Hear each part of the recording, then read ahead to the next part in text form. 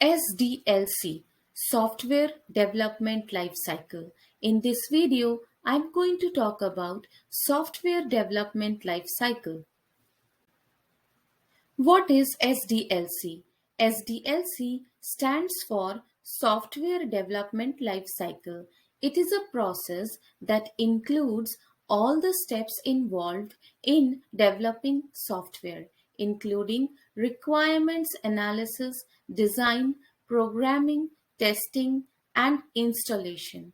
When it comes to developing software, you will find that these are essential parts of the development process.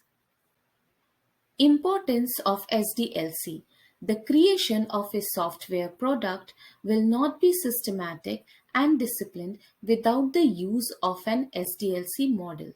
Team members need to agree on when and what to do when producing a software product. Otherwise, there will be disorder in the project. Now let's discuss the phases of software development. There are some phases that are involved in the software development lifecycle in order to design, code, build, test, and deliver a software product. Now, this type is also known as a sequential type model. The phases involved in SDLC are requirement phase, analysis and defining phase, designing phase, coding phase, testing phase, deployment and maintenance phase. Now let's quickly go through each phase of the software development life cycle. Requirement phase. The most crucial part of the SDLC is the requirement phase, which involves acquiring and analyzing requirements. Here, the business analyst obtains the requirements from the client or customer in accordance with their business requirements, specifies the needs of the business and the requirements themselves. Examples include customer requirement specifications, that is CRS, also known as business specifications, which are then given to the development team. Analysis and defining. The next phase after the requirement is research and analysis. In this phase, we define and document the product requirements and seek customer approval. SRS, Software Requirement Specification, is the outcome of this phase. SRS document outlines the software requirement specifications, which include all of the specifications for the products that must be created.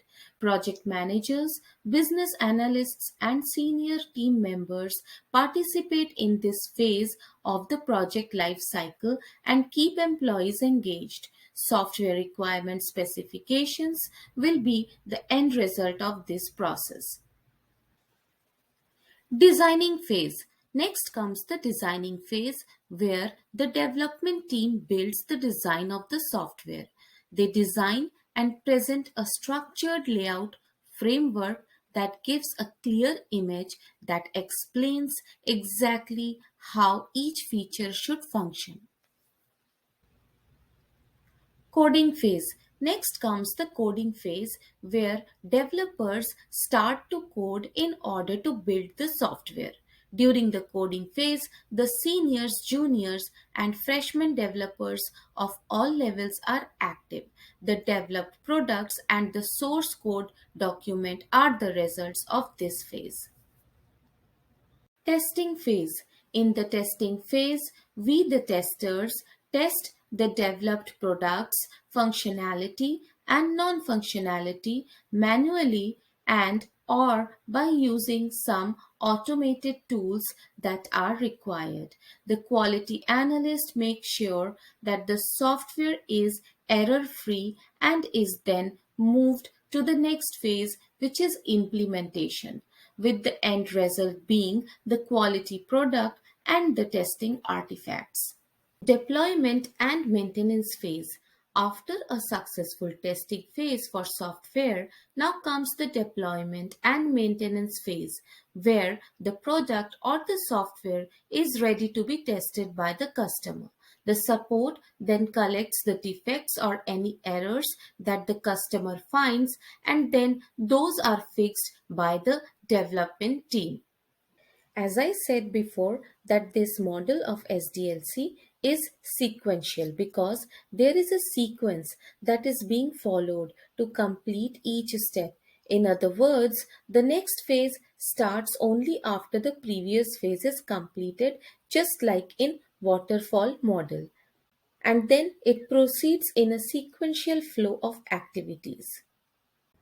The sequence type consists of two major types, the waterfall model and the V model.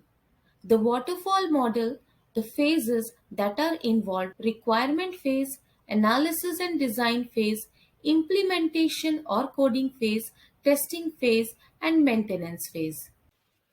Now let's talk about the V model, which is a modified version of the waterfall model. And this is again a sequential model of the software development life cycle. Now you will see the V model. The V model is very similar to the waterfall model. The only difference is the testing part. There are four testing parts that are being done in this type of software development life cycle. As in waterfall, only one testing part is done. As you see in the image, there are four levels of testing done after the coding phase, and those are unit testing, integration testing, system testing, and acceptance testing. Iterative and the incremental model. Incremental model. In this type, we finish the part of the product one by one like an increment. Incremental framework. With the incremental framework, each part of the project is finished but does not function by itself, and some defects, errors, or other problems cannot be found until the project is complete and the individual parts have been put together to form the final product. Iterative model. The iterative method divides the process into distinct, fully complete development cycles known as sprints. This allows the project team to complete a product before moving on to a more enhanced iteration. In the iterative method, the errors and defects are found quickly and easily because each iteration is complete in its own complete variation, which makes it simple to review and find errors and bugs before moving into a new iteration. There is a model where both the iterative and incremental models may be used, and that is in the Scrum model, which is the agile methodology of testing software. I'm going to explain this in detail in my upcoming videos. If you like my videos, please like, share, and subscribe to my channel, which will help me motivate to release more videos like this. Also, press the bell icon in order to get notified about the new videos.